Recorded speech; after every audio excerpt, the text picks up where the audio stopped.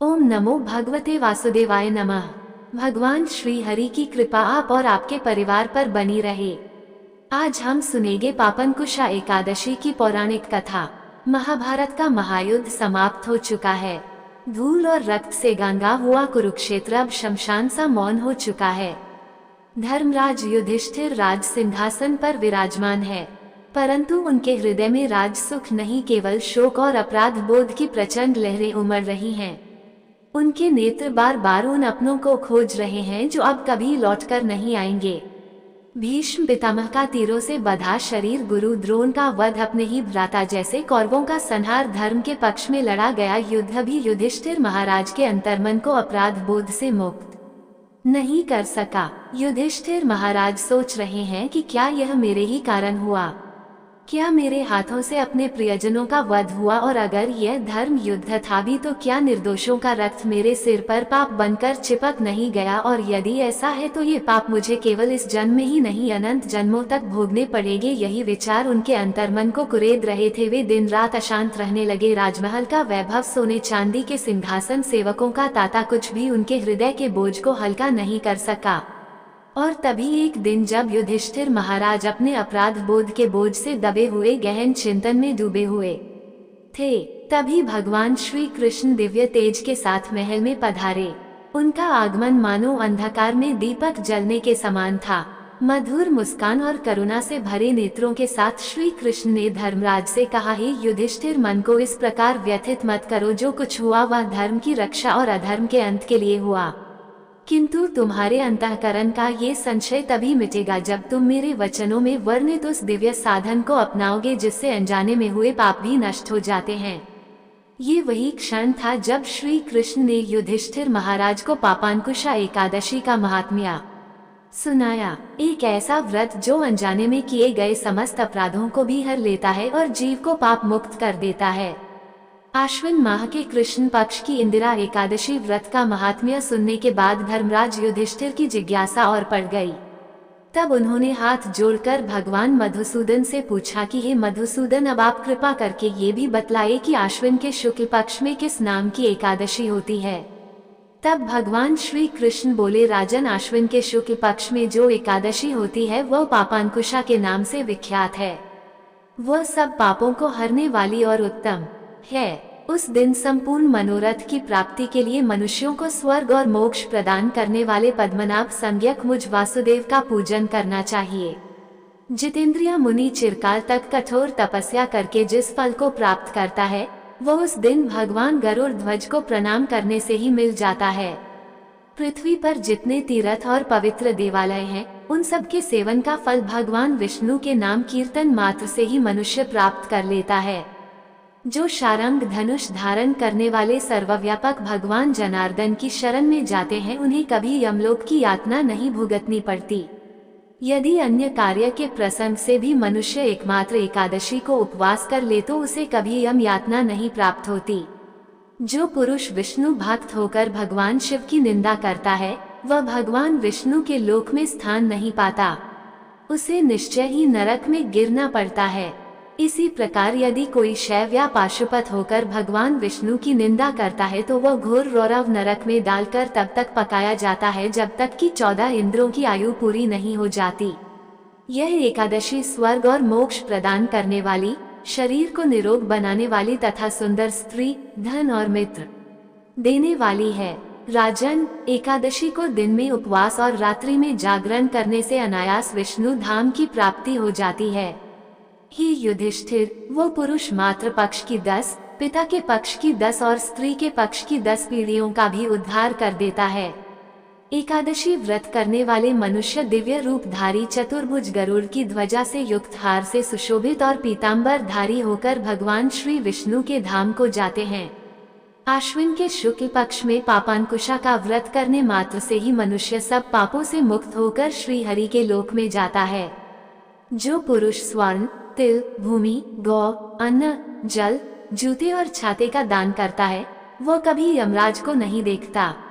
राजन, दरिद्र पुरुष को भी चाहिए कि वह यथाशक्ति स्नान, दान आदि क्रिया करके अपने प्रत्येक दिन को सफल बनाए।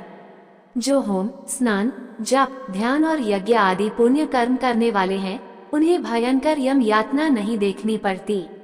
लोक में जो मानव दीर्घायु, धना और कुलीन तथा निरोगी देखे जाते हैं, वे पहले के पुण्यात्मा हैं।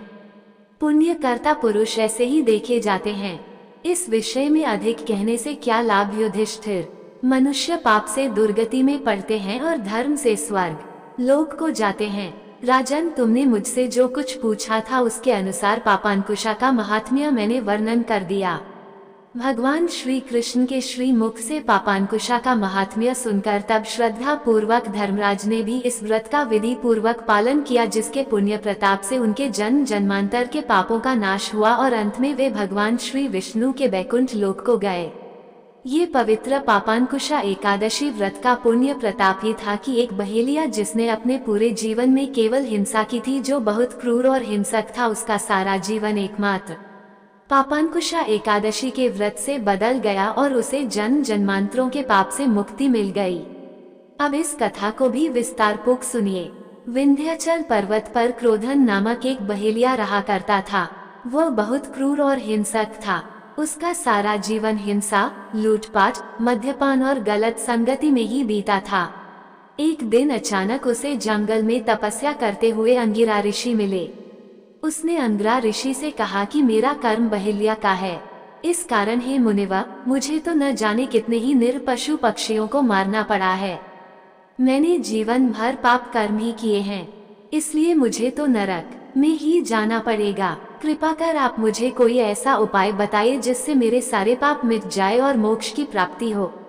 उसके निवेदन करने पर महर्षि अंगिरा ने उसे आश्विन शुक्ल की पापांकुशा एकादशी का विधि पूर्वक व्रत करने को कहा। तब महर्षि अंगिरा के द्वारा बताए गए विधान अनुसार उस बहेलिये ने पापांकुशा एकादशी व्रत को विधि विधान से किया। इस व्रत के पुण्य प्रताप से उसके जीवन भर के सभी पाप नष्ट हो गए और जीवन के अंतिम क्षणों में उसे श्री हरि की कृपा से मोक्ष की प्राप्ति भी हो गई। इस प्रकार यदि पापी से पापी व्यक्ति भी अपने पापों का प्रायश्चित करते हुए पापांकुशा एकादशी व्रत करता है और इस कथा का श्रवण करता है, भगवान श्री हरि की कृपा से उसके सभी पाप कट जाते हैं। जिस प्रकार से बहेलिया को उसके सभी पापों से मुक्ति मिली, इसी प्रकार हे श्री हरि सभी को उनके पापों से मुक्ति दिलाकर अपने बैकुंठ लोक में वास देना। प्रेम से बोलिए श्री लक्ष्मी नारायण भगवान की जय। प्रिय श्रोताओं, हिंदू धर्म में गाय को गौ माता का दर्जा दिया गया है और गौ माता केवल एक पशु नहीं अपितु साक्षात दिव्यता की प्रतिमूर्ति हैं। उनके अंग में 33 कोटि देवी देवताओं का वास माना गया है। ब्रह्मा, विष्णु, महेश से लेकर सभी देव शक्तियां गौ माता में ही प्रतिष्ठित हैं और गौ माता के स्पर्श मात्र से पापों का क्षय होता है और उनकी सेवा से जीवन शुद्ध और निर्मल बनता है। यही कारण है कि जो साधक वास्तव में अपने पापों से मुक्ति चाहते हैं, जो सच्चे हृदय से मोक्ष की कामना रखते हैं, उन्हें पापांकुशा एकादशी की कथा के अलावा गौ माता की कथा और महिमा अवश्य ही श्रवण करनी चाहिए, क्योंकि जिस प्रकार तीर्थों का स्नान शरीर को पवित्र करता है, उसी प्रकार गौ माता का स्मरण और सेवा आत्मा को पावन कर देती हैं। उनकी कथा सुनना मात्र भी ऐसा पुण्य देता है मानो सभी देवताओं का एक साथ पूजन कर लिया हो। तो आइए अब हम सभी गौ माता की कथा सुनेंगे। धारणा यह है कि यह कथा एक समय भीष्म पितामह ने युधिष्ठिर महाराज को सुनाई थी। दरअसल भीष्म पितामह का कहना था कि गाय का मूत्र और गोबर इतना गुणवान है कि इससे हर रोग का निवारण हो सकता है। इतना ही नहीं, इसमें माँ लक्ष्मी जी का भी वास होता है, इसलिए इसे बहुत ही शुभ माना जाता है। हमारे हिंदू धर्म में गाय को माता का दर्जा दिया जाता है। कुछ लोग इसे गाय माँ और कुछ गौ माता भी कहते हैं। यहाँ तक कि अगर हम शास्त्रों का इतिहास देखें तो गाय भगवान कृष्ण को भी बहुत प्रिय थी, इसलिए तो वे अपना अधिकतर समय अपनी गौ के साथ ही बिताया करते थे। एक बार देवी लक्ष्मी जी ने मनोहर रूप यानी बहुत ही अद्भुत रूप धारण करके गौ के एक झुंड में प्रवेश कर लिया और उनके इस अद्भुत सुंदर रूप को देखकर गौ ने पूछा कि देवी आप कौन हैं और कहां से आई हैं? गौ ने ये भी कहा कि आप पृथ्वी की अनुपम सुंदरी लग रही हो। तब गायों ने एकदम से कहा कि सच सच बताओ, आखिरकार तुम हो कौन और तुम्हें कहाँ जाना है?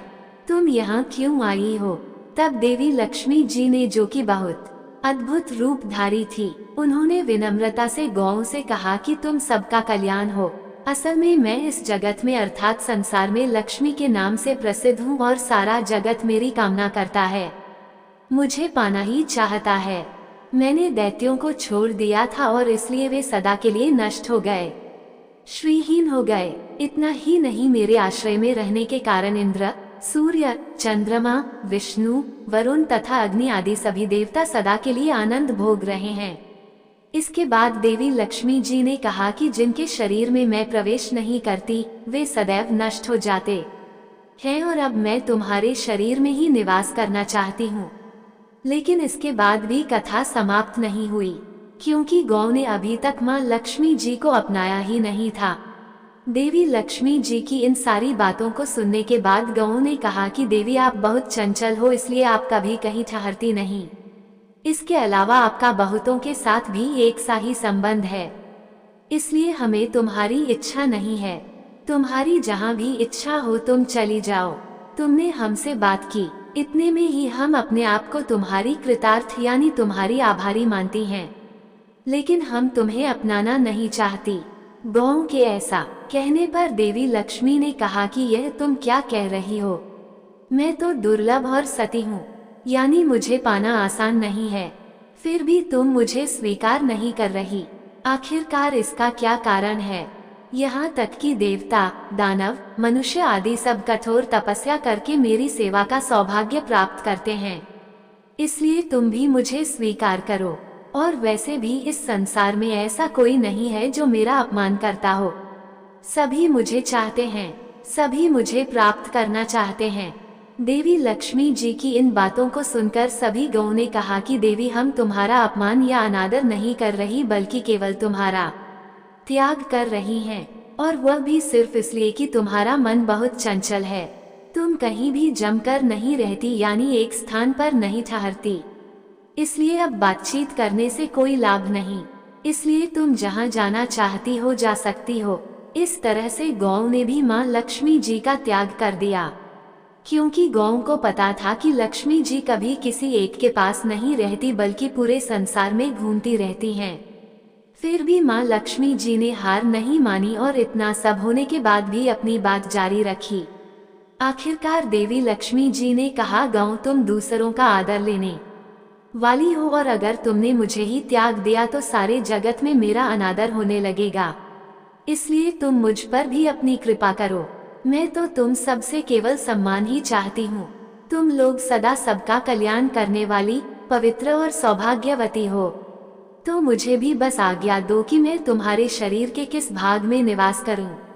देवी लक्ष्मी जी के इस तरह आग्रह करने पर गौ ने सोचा कि हर कोई तो देवी लक्ष्मी जी की कामना करता है, उन्हें प्राप्त करना चाहता है, और यह हमारी कामना कर रही है। तो गौ का मन भी बदल गया।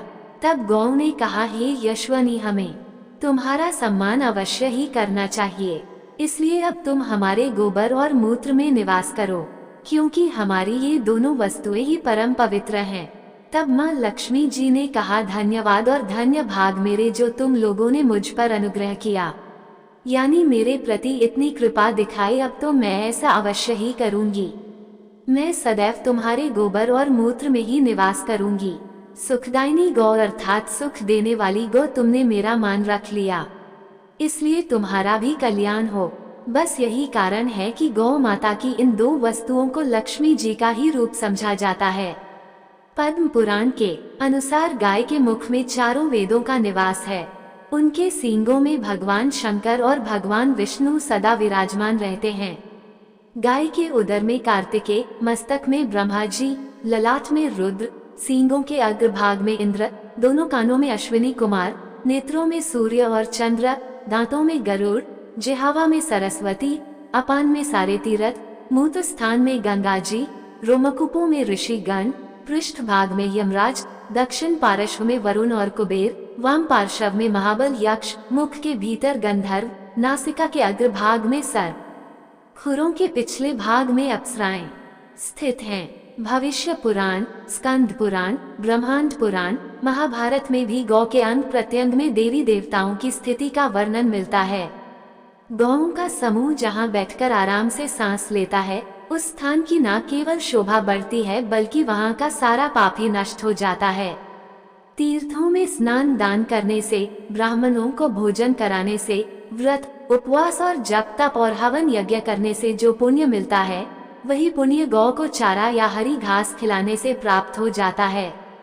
कहते हैं कि जो मनुष्य प्रातः काल स्नान करके गौ को स्पर्श करता है, वह समस्त पापों से मुक्त हो जाता है।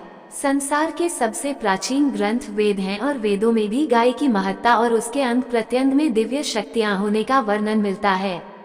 गाय के गोबर में लक्ष्मी, गोमूत्र में भवानी, चरणों के अग्रभाग में आकाशचारी देवता, ब्रह्माने की आवाज में प्रजापति और थनों में समुद्र प्रतिष्ठित माने गए हैं। मान्यता है कि गौ के पैरों में लगी हुई मिट्टी का तिलक करने से तीर्थ स्नान का पुण्य मिलता है। यानी सनातन धर्म में गौ को दूध देने वाला एक निरा पशु न मानकर सदा से ही उसे देवी देवताओं की प्रतिनिधि माना गया है। इसलिए गाय को गौ माता कहते हैं। किसी भी शुभ अवसर पर गौ माता की इस कहानी को सुनने से हजारों तीर्थों में स्नान करने का और जीवन भर किए गए समस्त पुण्य कर्मों का पुण्य एक ही क्षण में प्राप्त हो जाता है। ये थी गौ माता की कहानी। प्रेम से बोलिए गौ माता की जय। अब सुनिए एकादशी अर्थात 11 माता की कथा। एक बार एक राज्य का राजा बहुत ही बुद्धिमान और बलशाली था। वह राजा हमेशा अपनी प्रजा का भी बहुत अच्छे से ध्यान रखता था। प्रजा भी राजा को बहुत प्रेम करती थी। राजा की 2 बेटियां थी। राजा अपनी दोनों बेटियों से बहुत स्नेह करता था। राजा की छोटी बेटी देखने में बहुत सुंदर और आकर्षित थी और राजा की बड़ी बेटी छोटी बेटी के मुकाबले थोड़ी कम सुंदर थी। राजा की छोटी बेटी माता की पूजा किया करती थी और सभी लोग राजा की छोटी बेटी से बहुत प्रेम करते थे, उसकी प्रशंसा किया करते थे।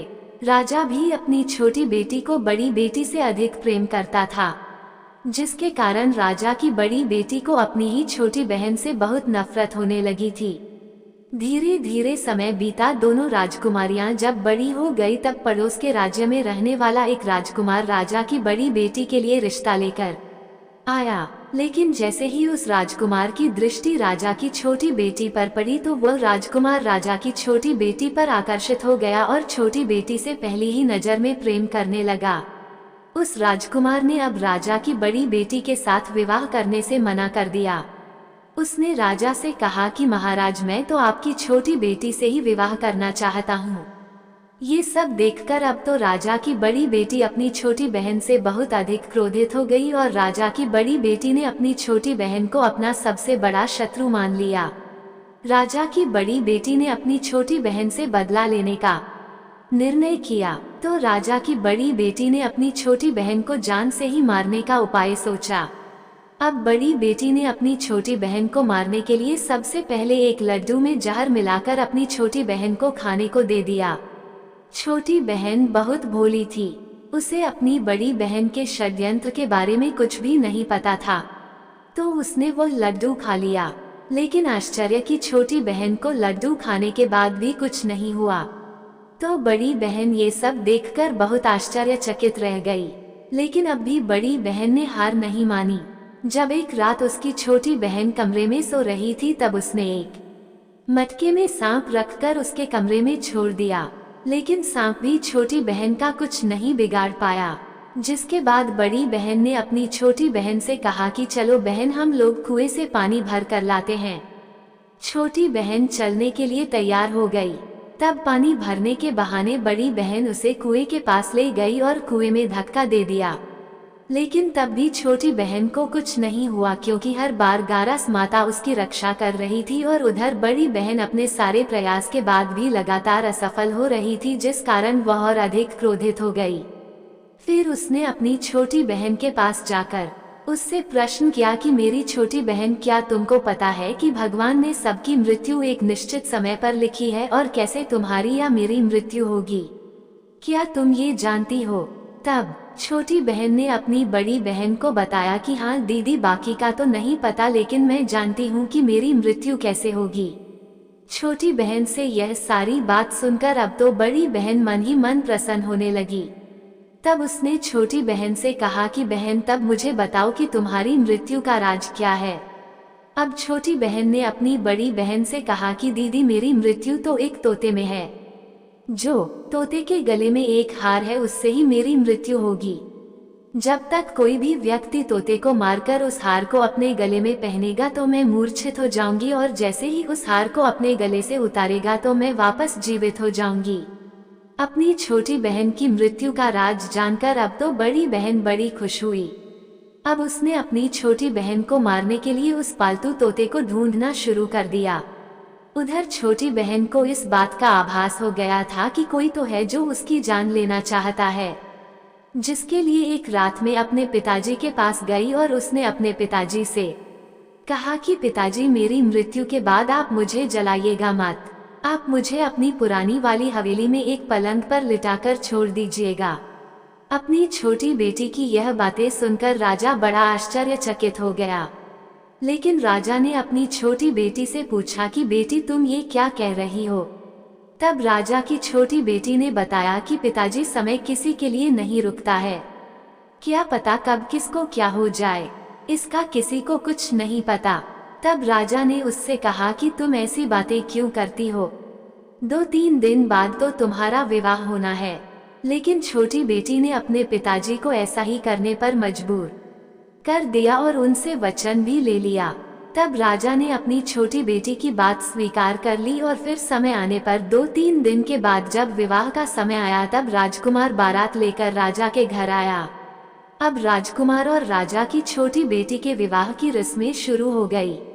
इधर जैसे ही राजा की छोटी बेटी राजकुमार के साथ फेरे लेने के लिए तैयार हुई तो उसकी बड़ी बहन अपनी छोटी बहन के कमरे में जाकर उसके तोते को पकड़ लेती है और उसे जान से मार देती है। तोते के गले में जो हार था उसको उसने अपने गले में पहन लिया। उधर जैसे ही बड़ी बहन ने उस हार को अपने गले में पहना तो उधर छोटी बहन, जो केवल 3 फेरे ही ले पाती है, वहीं पर बीच रास्ते में ही गिरकर बेहोश हो गई। जिसके बाद राजा ने बड़े बड़े हकीम वैद्यों को बुलाया और अपनी छोटी बेटी का इलाज करने के लिए कहा। राजा की बात सुनकर जब वैद्य ने छोटी बेटी को देखा तो राजा को बताया कि महाराज, आपकी छोटी बेटी ना तो जीवित है और ना मरी हुई है। ऐसा तो मैं पहली बार देख रहा हूँ।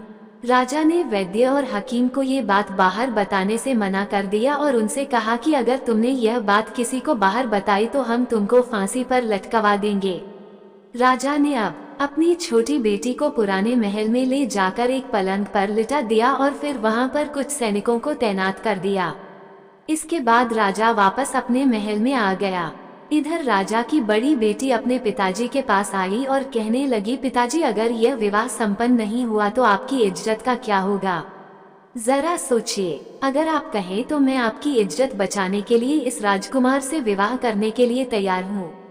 राजा अपनी बड़ी बेटी के षड्यंत्र के बारे में कुछ भी नहीं जानता था, तो उसने अपनी बड़ी बेटी की बात मान ली और तब राजा ने अपनी बड़ी बेटी को छोटी बेटी के कपड़े, आभूषण आदि पहनाकर मंडप में भेज दिया, ताकि किसी को इस बात का पता ना चले कि विवाह छोटी बेटी के साथ नहीं बल्कि बड़ी बेटी के साथ हो रहा है। लेकिन राजकुमार यह जान गया था कि यह तो राजा की छोटी बेटी नहीं है बल्कि यह राजा की बड़ी बेटी है। अब राजकुमार ने राजा की बड़ी बेटी से विवाह करने से मना कर दिया। तब सभी लोगों ने राजकुमार को मजबूर करके राजा की बड़ी बेटी से बचे हुए फेरों को संपन्न करा दिया और फिर विवाह संपन्न हो गया। जिसके बाद राजकुमार राजा की बड़ी बेटी को अपने महल में ले गया। विवाह होने के बाद राजकुमार उससे ना तो बातें करता था, ना उसे पसंद करता था, ना ही उसके आसपास जाता था। राजकुमार ने तो यह फैसला भी कर लिया था कि चाहे कुछ भी हो जाए, वह अपनी प्रेमिका को ढूंढ कर रहेगा और जानकर रहेगा कि उसके साथ हुआ क्या है। फिर एक दिन राजकुमार अपने घोड़े पर सवार होकर राजा के पुराने महल के पास पहुंच गया, जहां पर उसने कुछ सैनिकों को देखा। महल के पास पहुंचकर राजकुमार ने जब महल को ध्यान से देखा तो वो समझ गया कि यह तो हमारे ससुर जी का ही महल है। तब राजकुमार ने सैनिकों से पूछा कि तुम लोग यहाँ क्या कर रहे हो और इस महल के अंदर उस पलंग पर कौन लेटा है। जिसके बाद राजा के सैनिकों ने बताया कि यहाँ पर राजा की छोटी बेटी लेटी है। ये सुनकर राजकुमार तो बड़ा प्रसन्न हुआ और वह तुरंत अपनी प्रेमिका के पास पहुँच गया। उसकी सेवा करने लगा। जैसे ही रात हुई तो राजा की छोटी बेटी उठकर खड़ी हो गई। अब तो राजकुमार यह सब देखकर और खुश हो गया। उसने अपनी प्रेमिका से पूछा कि तुम यहाँ क्या कर रही हो? तुम मेरे साथ मेरे घर चलकर रहो। तुमने विवाह बीच में से अधूरा क्यों छोड़ दिया? तब राजकुमारी ने राजकुमार को सारी बातें बता दी कि मेरी जान एक तोते में बसती थी और यह बात मैंने सिर्फ अपनी बड़ी बहन को बता दी थी। मुझे पता है कि उसने ही मुझे मारने का प्रयास किया है। उसके पास एक हार है जिसको वह सुबह पहन लेती है और रात को उतार कर रख देती है। जब तक वह हार को पहने रखती है तब तक मैं मूर्छित रहती हूँ, और जैसे ही वह हार को उतार देती है तो मैं जीवित हो जाती हूँ। और जब तक मेरी बड़ी बहन के पास वह हार रहेगा तब तक मैं ऐसे ही जीवित और मूर्छित होती रहूंगी। अगर मेरी बड़ी बहन के पास जो हार है वह मेरे हाथ लग जाए तो मैं हमेशा के लिए जीवित हो जाऊंगी। सारा रहस्य जानकर राजकुमार ने छोटी राजकुमारी के साथ ही रहने का निर्णय ले लिया और उसने अपने बचे हुए सारे फेरे उस पलंग पर लेटी हुई छोटी राजकुमारी के साथ पूरे कर लिए और अपना विवाह भी पूर्ण कर लिया और वह वहीं पर रहने लगा। देखते ही देखते समय बीतने पर कुछ ही दिनों में छोटी राजकुमारी गर्भवती हो गई। एक दिन राजकुमार को किसी काम से बाहर जाना पड़ा। तब राजकुमारी के पेट में बहुत तेज से दर्द उठा, जिसके बाद उसने एकादशी माता का आह्वान किया। जिसके बाद वहां पर माता प्रकट हुई और उन्होंने उसका प्रसव कराकर उसे प्रसव पीड़ा से मुक्ति दिलाकर एक पुत्र की प्राप्ति करवाए। और वहीं पर अचानक से तभी राजकुमार भी आ गया। राजकुमार ने ग्यारस माता को देखा तो वह आश्चर्यचकित हो गया और उसने तुरंत ग्यारस माता को प्रणाम किया। ग्यारस माता ने राजकुमार से कहा कि जब तुम्हारा पुत्र 5 वर्ष का हो जाए तब तुम अपनी पत्नी का हार इसके गले में डाल देना। देखते ही देखते राजकुमार और राजा की छोटी बेटी का पुत्र 5 वर्ष का हो गया तो राजकुमार अपनी बेटे से कहने लगा कि बेटा मैं कुछ काम से बाहर जा रहा हूँ, तुम अपनी माता का ध्यान रखना। ऐसा कहकर वो वहां से चला गया। लेकिन जब राजकुमार वहां से बाहर जा रहा था तब बड़ी बहन के सैनिकों ने उसे देख लिया और बड़ी बहन को जाकर सारी बातें बता दी। इसके बाद बड़ी बहन ने अपनी छोटी बहन के पुत्र का अपहरण करवा लिया और उसको मरवा दिया। छोटी बेटी के पुत्र के 2 टुकड़े उसने करवा दिए। पहला टुकड़ा चक्के के पास छुपा दिया और दूसरा टुकड़ा अपने पलंग के नीचे छुपा लिया। लेकिन ग्यारस माता अपने भक्तों को किसी कष्ट में नहीं देख सकती तो वह अपनी भक्त का दुख दूर करने के लिए एक भिखारिन का रूप धरकर बड़ी बहन के पास गई। जिसके बाद वह वहां पर भिक्षा मांगने लगी तो बड़ी बहन ने अपने नौकरों से कहा कि जाकर भिक्षा दे दो। लेकिन जैसे ही नौकर ग्यारस माता को भिक्षा देने के लिए आए तो माता ने उन्हें मना कर दिया, कहने लगी कि मैं तो तुम्हारी महारानी से ही भिक्षा लूंगी। जिसके बाद बड़ी बहन खुद आकर कर ग्यारस माता को भिक्षा देने लगी। तब माता एक बिल्ली का रूप धरकर उसके कमरे में चली गई और वहां पर छोटी बेटी के पुत्र के दोनों टुकड़ों को उन्होंने आपस में जोड़ दिया। टुकड़े जुड़ते ही वह राजकुमार वापस जीवित हो गया। तब ग्यारस माता उस नन्हे बालक को वापस लेकर आ गई। अब तक ग्यारस माता ने राजकुमार को सारा रहस्य समझा दिया था। अब राजकुमार अपने बेटे को लेकर बड़ी राजकुमारी के पास गया और कहने लगा कि अगर तुम इसका ध्यान अच्छे से रखोगी तभी मैं तुमसे बात करूंगा। अब वो नन्हा बालक बड़ी राजकुमारी के पास रहने लगा। एक दिन राजकुमार अपने बच्चे से कहने लगा, बेटा आज तुम अपनी माँ से उनके गले का हार मांग लेना। अपने पिता की बात मानकर नन्हा राजकुमार अपनी माँ के पास गया और कहने लगा, माँ मुझे तुम्हारा हार चाहिए। ये सुनकर बड़ी राजकुमारी पहले तो बहुत क्रोधित हुई, पर उसे याद आया कि राजकुमार ने कहा था कि अगर मैं इस बच्चे का ध्यान अच्छे से रखूंगी तो ही वह मुझसे बात करेंगे। जिस कारण उसने अपने गले में पहना हुआ वह हार उस बालक को दे दिया और बालक ने वो हार तुरंत ले जाकर अपने पिता को दे दिया। तभी राजकुमार अपने बेटे को लेकर वहां से जाने लगा और अपनी पत्नी से कहने लगा कि मैं आज शाम को तुम्हारे साथ आकर खाना खाऊंगा। ऐसा कहकर वह अपने बेटे को लेकर वहां से चला गया। जिसके बाद वह सीधा राजा के पास गया और उन्हें सारी बातें सच सच बता दी। राजा अपनी बड़ी बेटी की सारी करतूतें सुनकर बहुत क्रोधित हुए। साथ ही उन्होंने अपनी ही परवरिश पर दोष भी लगाया और इसके अलावा राजकुमार को अपनी छोटी बेटी के साथ रहने के लिए आदेश दे दिया। इस प्रकार गारस माता की कृपा से राजकुमार और राजा की छोटी बेटी अपने पुत्र के साथ सुखपूर्वक रहने लगे। प्रेम से बोलिए एकादशी माता की जय।